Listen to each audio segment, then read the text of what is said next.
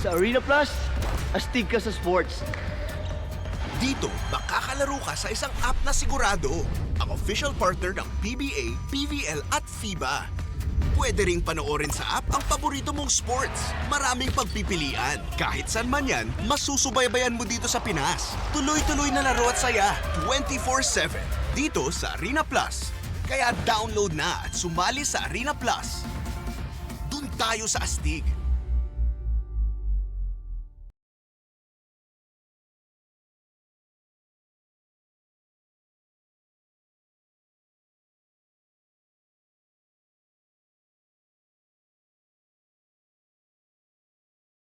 Download Arena Plus app now in App Store. You can watch it also on arenaplus.ph. Sa Arena Plus, astig sa sports.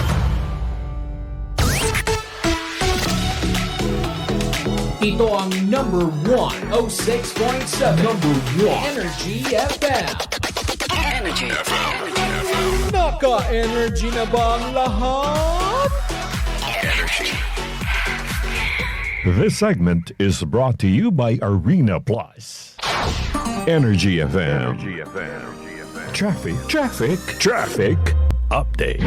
Hi! Panggang driver! Kamusta ka naman? Uy, Panggaha, oras muna natin sa buong Kaploan, 8:26 na po ng umaga. Silipin na po muna natin ang lagay ng trapiko sa mga pangunahing lansangan. Ngayon po ang araw na ito ng Monday. It's a Monday today, August 5, 2024. Let's go! Hanggang syempre naman sa lahat po ng mga manggagaling dyan sa EDSA southbound lane. Mula po sa Kamuning, moderate to heavy na po ang takbo ng mga sasakyan. All the way to Buendia. Mahal ko Pangga ko, baby ko. Yan lang po ang nakikita nating komosyon dyan. O yan lang po ang nakikita nating pagsisikip ng daloy ng trapiko sa EDSA southbound lane. Punta naman po tayo Pangga sa EDSA northbound lane. Makapagal, moderate to heavy po ang takbo ng mga sasakyan. Tuloy-tuloy na po yan hanggang makarating ka ng Arnaiz all the way to Buendia, mahal ko. Siyempre naman, bandang Reliance naman po all the way to SM Mega Mall. Makakalusot ka naman dyan pero expect mo na may mga areas po na medyo masikip na po ang daloy ng mga sasakyan. Wow! Okay. C5 southbound lane naman po tayo.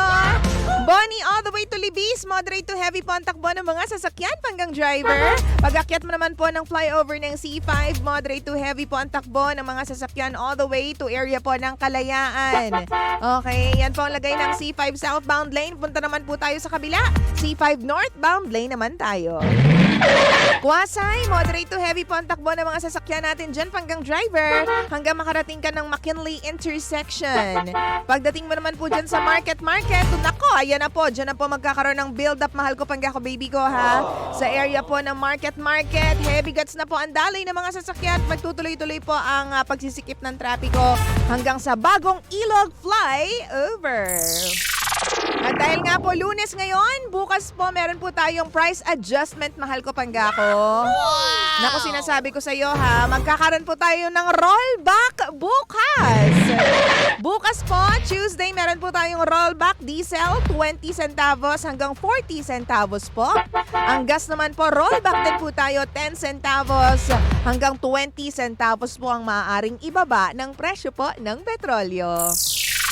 And of course, kakasabi ko lang, di ba? Monday ngayon. Oo, syempre naman dahil nga po Monday, huwag po munang lalabas ang mga plate number na nagtatapos sa 1 and 2, 7 a.m. to 10 a.m. Tapos mamayang alas 5 hanggang alas 8 ng gabi. Energy FM. Traffic update. This segment was brought to you by Arena Plus.